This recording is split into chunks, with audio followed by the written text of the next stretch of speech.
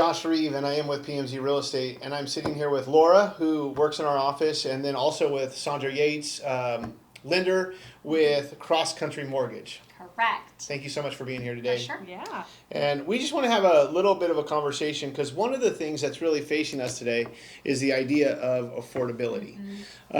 If you're a first-time home buyer out there, one of the hardest things to do is get in on buying a house. Absolutely. One, because of the down payment, but two, also because of the price. So we wanted to address that today. So just really to start off asking some questions, the buyers that I'm talking with that are trying to buy for the first time, the hardest thing is thinking about if you're buying a house that's a 3-bedroom, 2-bathroom house at $400,000, your payment, if you're doing like an FHA loan, is Sure. going to be somewhere in that $2,800 to $3,000 a month. That's correct. Yep. On average. And if I'm a buyer for the first time, that's a lot of money to spend.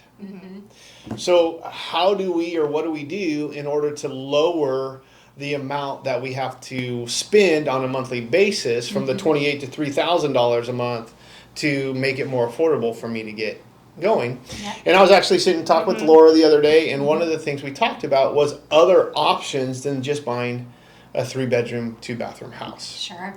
And one of those things is that I think a lot of us, we walk in and we go, the house I want to buy, I want to own it for years and years and years. Yeah. Do you have any idea what the numbers are as far as a person staying in a home that they buy for the first time, like how long they stay there? Absolutely. So I would say that's a really common question for people. Often they come in, they don't have the growing family yet, and they almost want to buy the house as if that's where they were in life. And the tough part of that is usually your income doesn't quite match the housing expense. Sure. So we are always going to be better in almost every situation to own something real estate versus nothing in real estate, right? Paying your landlord's mortgage. Yes. So I think the first thing is stepping into what am I really needing for this season of my life? And maybe that season means the next 2 to 4 years, somewhere in that range. I know for me personally, I've bought and sold, as far as homes I've lived in, 5 different properties. Okay. So that typically a gradual process allows you to adjust budget, allows you to get into something, make it your own, and then either upgrade that house by selling, or even better, keeping that house as a rental, and then to gradually build the real estate portfolio. Most people do not purchase their forever home on the first purchase. That's great. So one of the things you mentioned really fast in there was the idea of it's better to own something that you're paying a mortgage on than paying your landlord's mortgage, which Sure. would be a renter. Sure. Because 100% of the money then is going towards interest, if you will, because you're just paying out money to rent Yep. instead of seeing any kind of return or equity build. Yep. So the couple of things that you could end up buying is maybe a duplex or a condo. And when people envision buying their first home, most people don't envision buying a condo or a duplex because they're thinking about that nice little house in the nice little neighborhood, right? But thinking about buying a condo, like, what would that look like for a person buying a condo? Like, how much would they have to spend? What would their payment be a month if they bought a condo like here in Modesto? Maybe $200,000. Yeah. But it's a small condo that they can get started in. What does the payment and stuff Sure. look like? Yeah, so we ran that exact scenario, well, not exact, around a $225 price, Okay. considering with homeowners dues at about $450. Remember, those dues will be like exterior things and sometimes some of your utilities The HOA? included. Yeah, exactly. So if you go with either like a first-time buyer program with little down, 3 to 5%, somewhere in that range, you would be expected to have a payment of about $2,100 a month, Okay. including those dues, just depending on which Including loan it. scenario. Yeah, but all in on a payment. Now, what would that condo, rent for?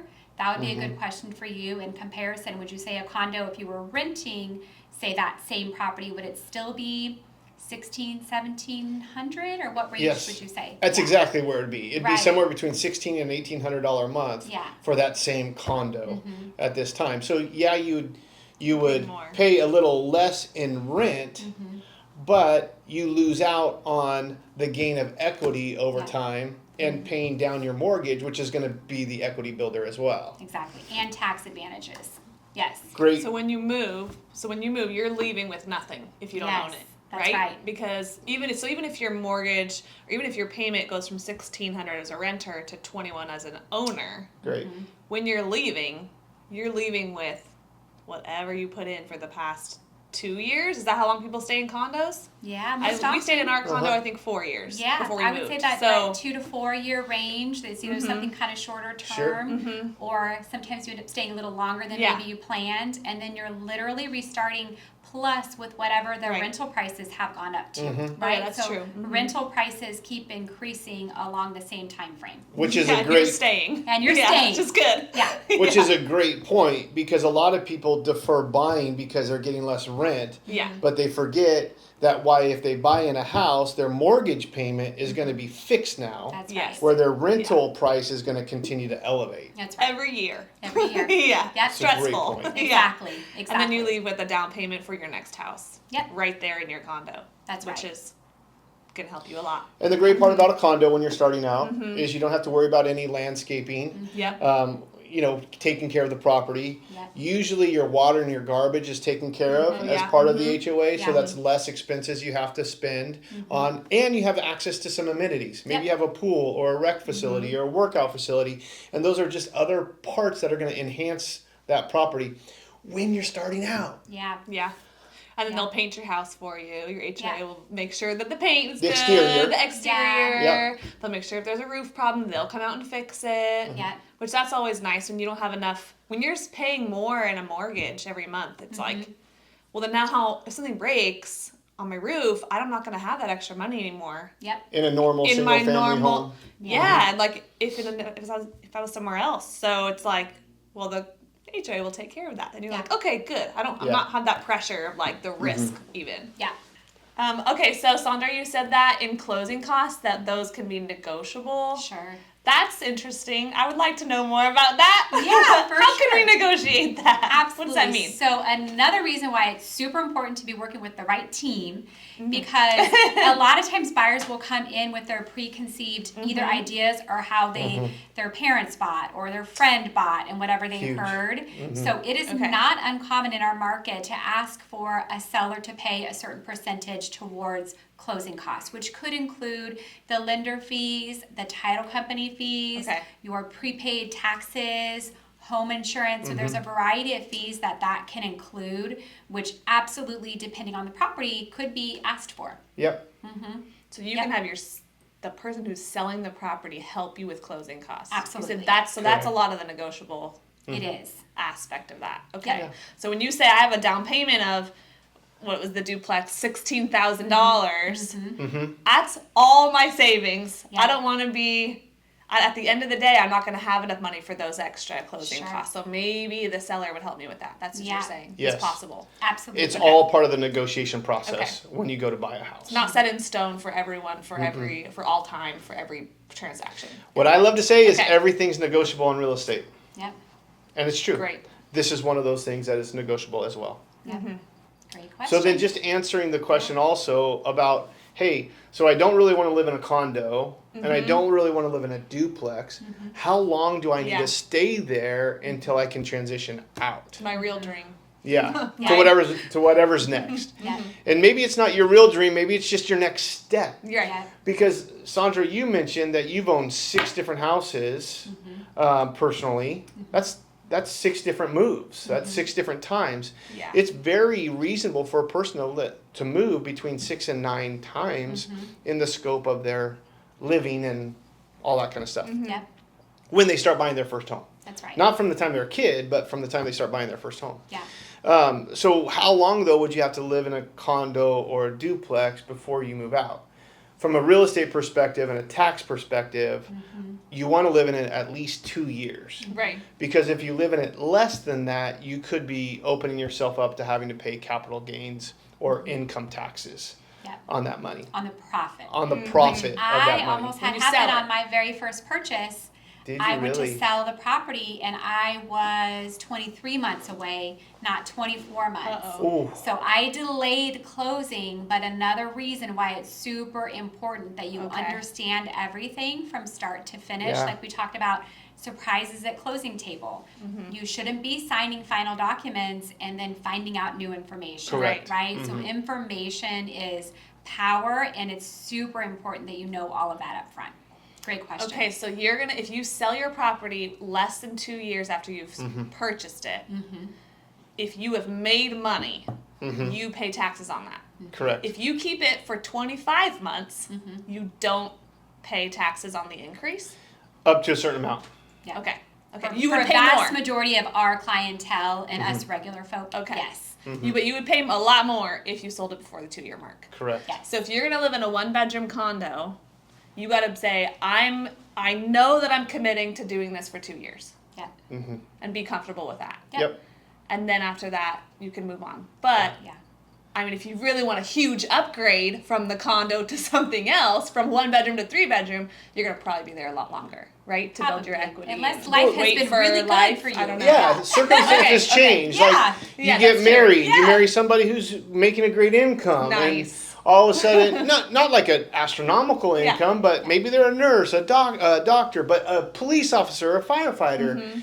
You know, and all of a sudden you're going off of your income at say $60,000 or $40,000 a year when you bought, and now you're marrying somebody that and your income's doubled. Maybe now you're at 80, 100, or 120. It changes what you can afford, and then you're going to be walking away with the down payment from the sale of your condo or your duplex, Right. unless you've done well to save money, and you have that to put down on whatever's next, so you can afford a lot more. By the way, off camera we were talking about, hey, what's normal? Laura mentioned that she moved into a condo for her first home. They were only going to be there a short time, ended up being there 4 years, but it set her up for buying her next house. Yeah, and it was really great because in that 4 years, my condo Appreciated. It became, I don't know, I got more for it than what I bought for it. Yep. And I did have some fixes that we did to it, and it was required, and Yeah. a lot of remodeling required. So we hated it at day one, but when we sold it, that allowed us to move into our actual 3-bedroom, Yeah. 2.5 bath place here, Yeah. and which we love. And to go from a condo to a house with a garage and a backyard in only 4 years Yeah. was like, Huge. I mean, we thought we were living in a mansion. Yeah. And it really only took us 4 years. So, I mean, it's a huge blessing. Yeah. Really, really great to have that condo. I would not have been able to do it without that condo. Yeah. In the market, talk about affordability and appreciation and those kinds of things. The market is cyclical, right? You're going to have times where things go up, and you're going to have times, really in California where we're at, where things flatten. Rarely do they go down. It went down, really, if you look over the scheme of things over the history, 2 times in our lifetimes have they gone down. Yeah. And that's it. Yeah. And so most of the time it goes up or it flattens, but it doesn't go down. And so if you look at the long scope of things, you appreciate about 5% a year on average. And of course, you're going to have your 20% years and your flat years, but on average, 5% a year. So if you're doing 4 years, your condo's appreciated or your duplex has appreciated 20%. That's about right, actually. Now that, after 4 years, looking at our numbers, that's exactly what happened. Yeah. Almost like I know this It was stuff. great. Yeah. It is almost. Should we hire you? Just Yeah. wondering. Okay. And it's also not just about the numbers, to clarify, like, Yeah. maybe in an investment you're like 5% return, not amazing, but your quality of life, I think you would agree, 100%. is dramatically different and improved during that Yeah. period of time, Yeah. right? And so to be able to win in life and win in building that worth and win for your family and also have the financial benefit as well, what are we waiting for, y'all? What? So that's the condo Yeah. route. Right. Right, another way where we can address this affordability crisis, if I could call it It that. is a little bit for, It feels for a like lot it. of our, Tough. people that live and work in our community. It feels like they're being pushed out payment wise. We totally understand that.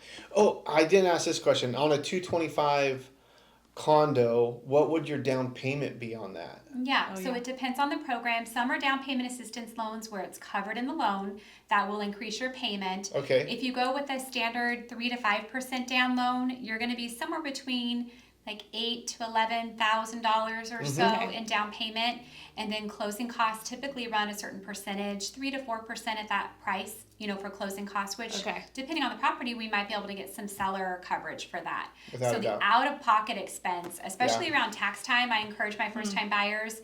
Save your tax return money. Put that money aside. It's overpayment in taxes. Mm-hmm. Then get a mortgage, and then watch what happens to that tax refund the following year. Right? That's great. As you're Yeah. able to write off the interest on Interest, the property, your property the taxes. the fees the first time, certain fees being deductible. Right? So putting Great. more money back Okay. in your pocket. Or for a lot of our buyers, what we'll have them do then is, knowing their estimated savings, they'll meet with their CPA, and then perhaps when they get that refund, they use that to just kind of supplement, to help them feel a little more comfortable with the payment. If I got $3,000 back in my taxes, I use that to just kind of get myself a little bit more comfortable with Sure. where I'm at on payment. That's great. Yeah.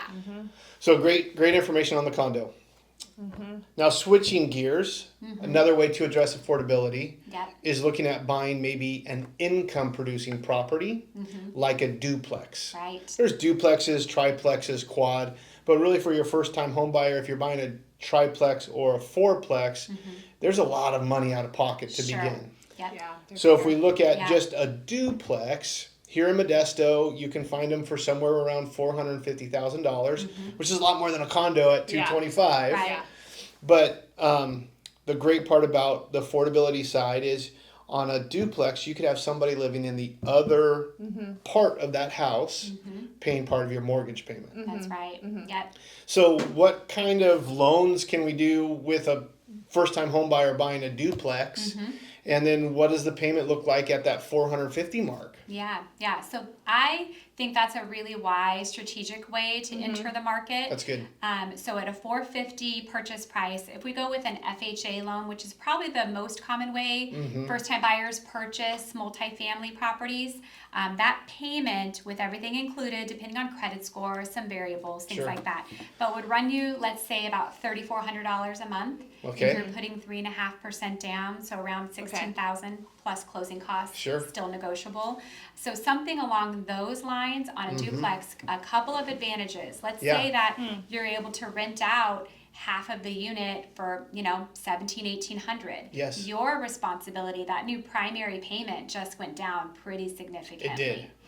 Plus, when you go to file your taxes the next year, you'll be able to claim that rental income, which I know claiming income makes you think I'm going to pay more. Right. But that other unit also depreciates. So as having a rental, you'll be able to claim the income and then take all the tax advantages that come with owning property, like Great. depreciation, like expenses, all that affordability, to basically get that number down to either a wash or, a slight negative on paper. So in practicality, you also have the advantage of the tenant paying down your mortgage while you're also benefiting from the tax savings. So So good. that's a win-win if you can find the right property. And there's other Yeah. loan programs that work for that as well. Conventional Sure. loans, depending on credit score, are great also. Probably FHA is the most often used in terms of just how much money we need to spend out of pocket, and then great rates. So just to say this real quick, I mean, your payment, all-in payment on a duplex at $450,000 Yeah. is going to be $3,400 a month-ish, Yep. Estimated. Sure. You rent out one side for $1,700, then your payment that you're making is only $1,700 a month. So you've just now gone into a great scenario where you got somebody making a lot of your mortgage payment for Yeah, you. That's right.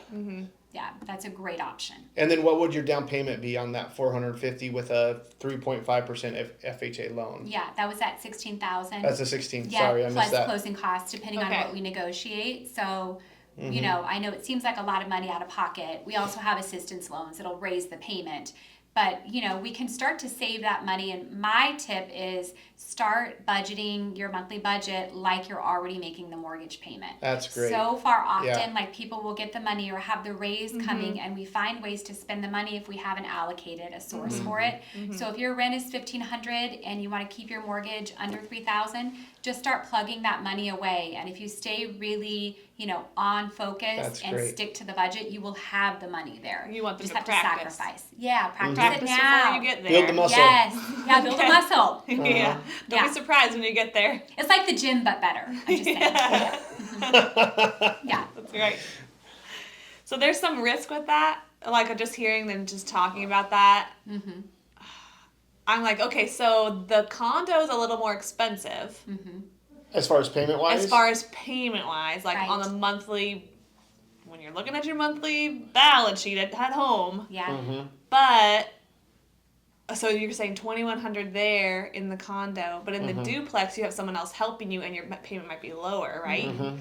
But then what if there's a problem with your renter? Then you have to start working out that portion, property management. It seems more complicated for a first time person. I think I would be intimidated with working with a Sure. renter. Mm-hmm. So that would be maybe why I would go towards the condo route, even Sure. though financially it might make a make Yeah. So more everybody's sense. going to That feel makes me different. nervous. Yeah. Right? Okay. Everybody's Yeah. going to feel different. There's going to be people that are more risk averse Yeah. and people that don't mind the risk. And Mm-hmm. if you don't mind a little bit of risk, it could become a great reward because Yeah, of the you'll long sell term it. benefit from that duplex and the gain of equity and all that kind of stuff. Yeah. Number one. But to mitigate the risk on buying a duplex, you screen your tenants before they get in. Maybe you hire a property manager, but you really work hard to screen your tenants, especially because they're going to live next door to you. Yeah. To Yeah, make that's sure a that big you get deal. the right tenant in there who's got the right income and the right credit score and all those kinds of things to help mitigate that risk. But you're right, there is more risk because, like you said, what if the roof goes bad or something falls through my roof? That's with the or duplex, you own that. with the duplex, you Yeah. own it, you got Yeah. to fix it yourself. Yeah. Where a condo, the condo is going to take care of it. Well, the other component of that too is a lot of, families live like generationally. It's necessary to share Sure. expenses. Mhm. So Yeah. if perhaps it might be a family member that you purchase the property with Yeah. and split the mortgage. But there's a lot of ways just to kind of combat that increased price where So good. fewer people are living as individuals, and I feel like more and more are growing kind of collectively. I'm also semi-risk adverse, so we have property managers for everything. Okay, So yeah. I'm not necessarily one that wants to manage that either. Yeah.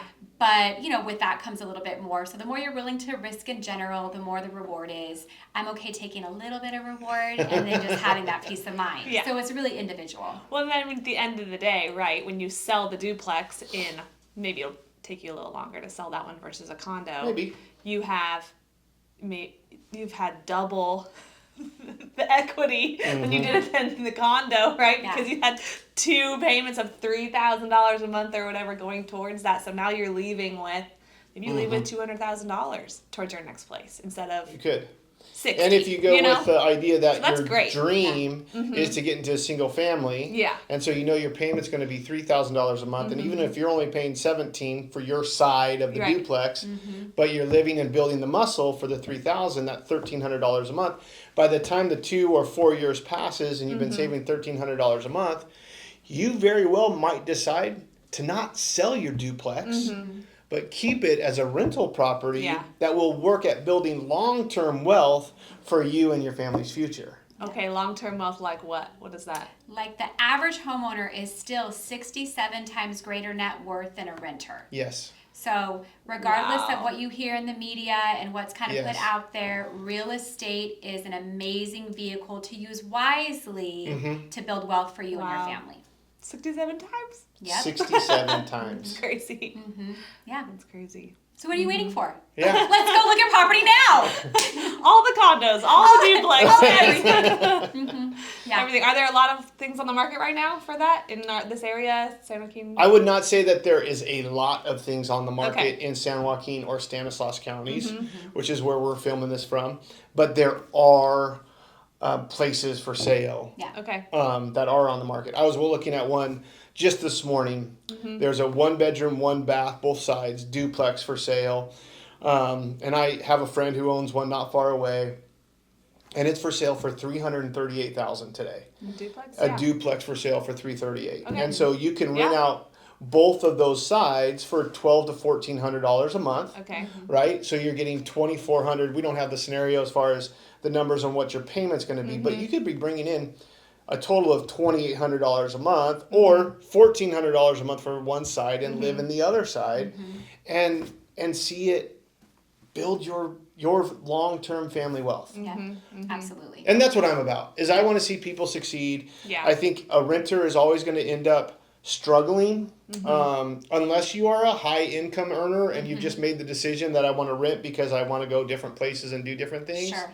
If you're that person, that's fine. But as far as the normal Joes that Yep. I want to see succeed, buying a house, buying property is the best thing you can do for building that long-term wealth. Yeah. Even when affordability is at an all-time low, like Yeah. it is now. Agreed. You're not just throwing money down the drain. Yep. Correct. Well, this has been really good. Perfect. This is great. I Thanks appreciate so much, you sitting guys. down with Yeah, us and totally. talking with us about the This is great. numbers and how it all fun makes part. sense. I'm just joking. I know the property is the fun part, but it's fine.